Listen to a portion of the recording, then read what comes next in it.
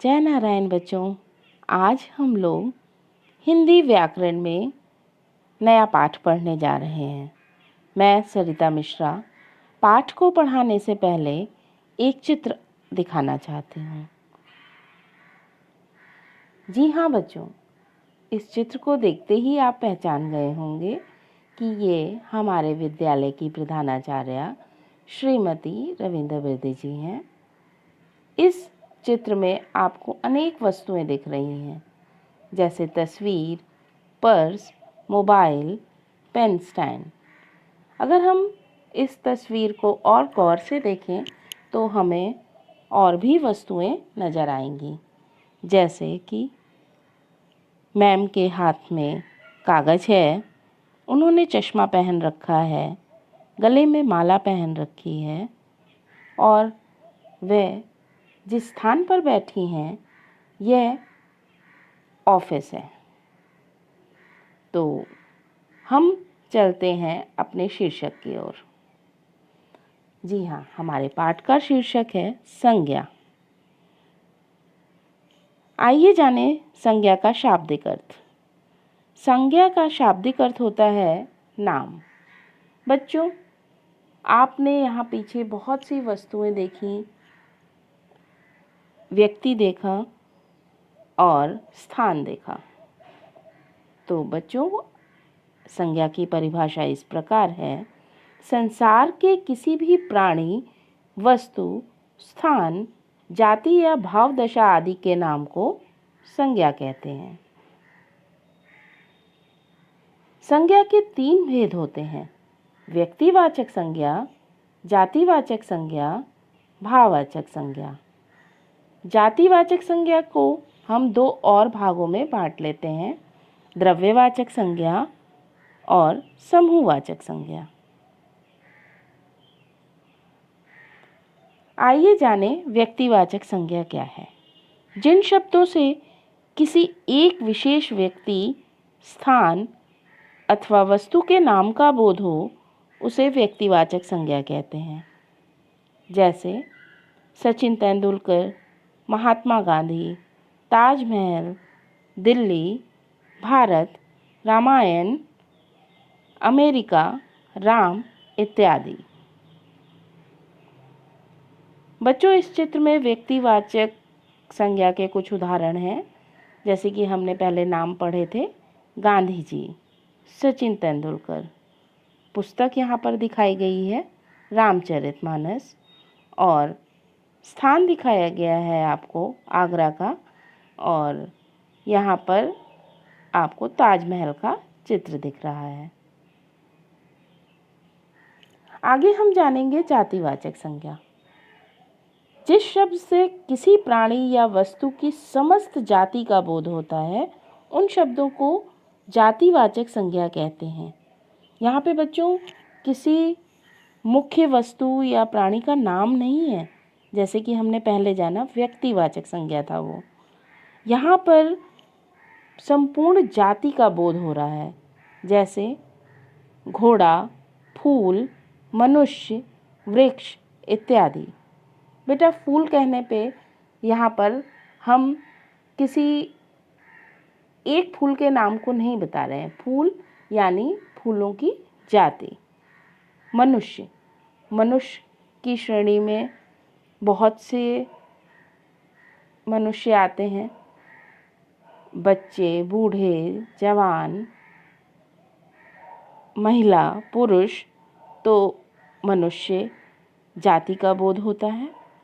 इसी प्रकार वृक्ष, आपने तरह तरह के वृक्ष देखे हैं और वृक्षों के नाम भी आपको पता है, लेकिन जब हम वृक्ष कहते हैं सिर्फ, तो हमें किसी एक वृक्ष के बारे में नहीं पता चलता, यानी कि हम वृक्ष की यानी पेड़ों की बातें कर रहे हैं।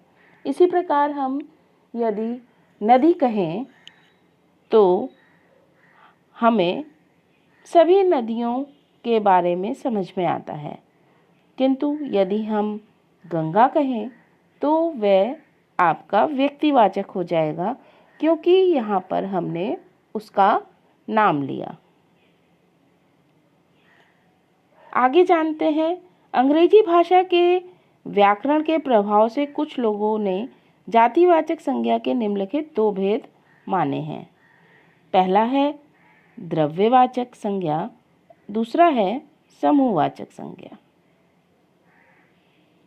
द्रव्यवाचक संज्ञा, मैटीरियल नाउन, जिस संज्ञा शब्दों से नाप तौल वाली वस्तु यानी किसी धातु, द्रव्य या पदार्थ आदि का बोध हो उसे द्रव्यवाचक संज्ञा कहते हैं।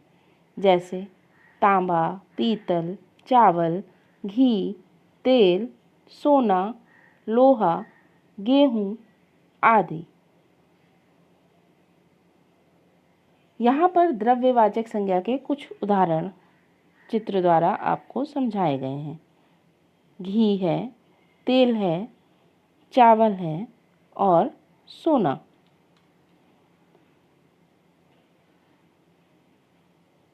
समूहवाचक संज्ञा, कलेक्टिव नाउन, जिन संज्ञा शब्दों से किसी एक व्यक्ति का बोध ना होकर पूरे समूह समाज का बोध हो वह समूहवाचक समुदायवाचक संज्ञा होता है। जैसे भीड़, जनता, सभा, कक्षा, पुलिस, परिवार, गुच्छा आदि। समूहवाचक संज्ञा के कुछ उदाहरण यहाँ पर चित्र देखने पर आपको पता चल रहा है कि यहाँ पर सेना का चित्र है। यहाँ किसी व्यक्ति विशेष का नाम नहीं लिया जा रहा। अगले चित्र में आप देखिए झुंड। यहाँ पर आपको जानवरों का झुंड दिख रहा है। भीड़, यहाँ पर लोगों का एक साथ होना, एक जगह पर इकट्ठा होना भीड़ कहलाता है। भाववाचक संज्ञा, जिन संज्ञा शब्दों से पदार्थों की अवस्था, गुण, दोष, धर्म, दशा आदि का बोध हो वह भाववाचक संज्ञा कहलाते हैं। जैसे बुढ़ापा, क्रोध, वीरता। यहाँ पर भाववाचक के कुछ उदाहरण जो हैं चित्रों के द्वारा स्पष्ट हो रहे हैं। बच्चों, हम भाव में उस चीज़ की दशा को जान सकते हैं, समझ सकते हैं, लेकिन हम उसे छू नहीं सकते, महसूस कर सकते हैं। इस चित्र में बुढ़ापा दिखाया गया है, क्रोध करते हुए एक व्यक्ति का चित्र है, वीरता के लिए रानी लक्ष्मीबाई का चित्र दिखाया गया है। आगे कुछ और शब्दों का प्रयोग है जिनकी अवस्था और गुण बताए गए हैं। बुढ़ापा, बुढ़ापा जीवन की एक अवस्था है। इसे हम देखकर महसूस कर सकते हैं, लेकिन इसको हम नाप तौल नहीं सकते।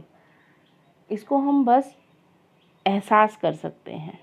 मिठास, जब कोई हम मीठी वस्तु खाते हैं तो हमें जीभ के द्वारा उसका स्वाद पता चलता है, उसका गुण पता चलता है कि वह मीठी है कि खट्टी है, तो उसकी मिठास को हम फील करते हैं।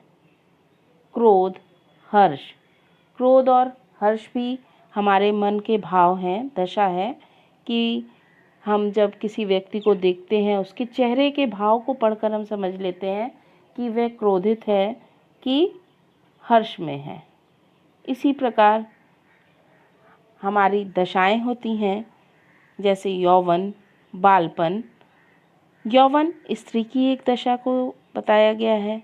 बालपन बालक का एक गुण है, यह भी एक अवस्था होती है। सभी का बचपन बीता है और सभी जानते हैं वह बालपन कहलाता है। वीरता, जैसा कि आपने चित्र में देखा, हमने रानी लक्ष्मीबाई के बारे में जाना और भी हम वीरता की बहुत सी अपने देश के सैनिकों की वीरता की कहानियाँ सुनते हैं, तो इसको हम महसूस कर सकते हैं, छू नहीं सकते। आइए जानें भाववाचक संज्ञा का निर्माण कैसे होता है। भाववाचक संज्ञा का निर्माण निम्नलिखित शब्दों से किया जा सकता है। जातिवाचक संज्ञा से भाववाचक संज्ञा बनाना, सर्वनाम शब्दों से भाववाचक संज्ञा बनाना, विशेषण से भाववाचक संज्ञा बनाना, क्रिया से भाववाचक संज्ञा बनाना, अव्यय शब्दों से भाववाचक संज्ञा बनाना, जातिवाचक संज्ञा से भाववाचक संज्ञा बनाना। नीचे कुछ आपको शब्दों के उदाहरण दिए गए हैं जिन्हें मैं पढ़कर आपको बता रही हूँ।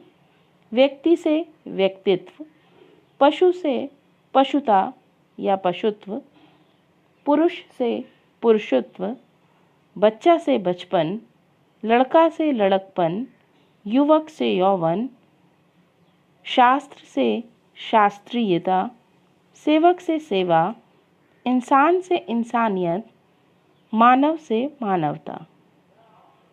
सर्वनाम से भाववाचक संज्ञा बनाना। बच्चों, सर्वनाम शब्द हम सभी जानते हैं, उनसे भाववाचक संज्ञा कैसे बनती है आइए देखें। अहम, अहंकार, अपना, अपनापन, अपनत्व, आप, आपा, निज, निजता, पराया, परायापन, मम, ममता, सर्व, सर्वस्व, अजनबी, अजनबीपन। आइए देखें विशेषण से भाववाचक संज्ञा किस प्रकार बनती है। एक, एक एक विशेषण शब्द है, इससे भाववाचक संज्ञा बनती है एकता। खट्टा, खटास, खटाई। स्वस्थ, स्वास्थ्य। मोटा, मोटापा। कठोर, कठोरता। बड़ा, बड़ाई। हरा, हरियाली। सर्द, सर्दी। चौड़ा, चौड़ाई। कायर, कायरता। वीर, वीरता। क्रिया शब्दों से भाववाचक संज्ञा बनाना। यहाँ पर क्रिया शब्द दिए गए हैं जैसे गाना, घबराना, चढ़ना, चलना, दौड़ना, नाचना, धोना, सजाना, घेरना, चमकना, चुनना आदि। गाना का गान, घबराना का घबराहट, चढ़ना का चढ़ाई, चलना का चाल, दौड़ना का दौड़, नाचना का नाच, धोना का धुलाई, सजाना का सजावट, घेरना का घेरा, चमकना का चमक, चुनना का चुनाव। आइए जानें अव्यय शब्दों से भाववाचक संज्ञा शब्द बनाना। अव्यय शब्द, ऊपर, भाववाचक संज्ञा ऊपरी। निकट, निकटता। तेज, तेजी। दूर, दूरी। मना, मनाही। बाहर, बाहरी। सहज, सहजता। शीघ्र, शीघ्रता। समीप, समीपता। तीव्र, तीव्रता। वाहवा, वाहवाई। तो बच्चों, यहाँ पर हमने संज्ञा के भेद जाने। अगले भाग में हम लोग संज्ञा के विकारी तत्वों को पढ़ेंगे। धन्यवाद बच्चों।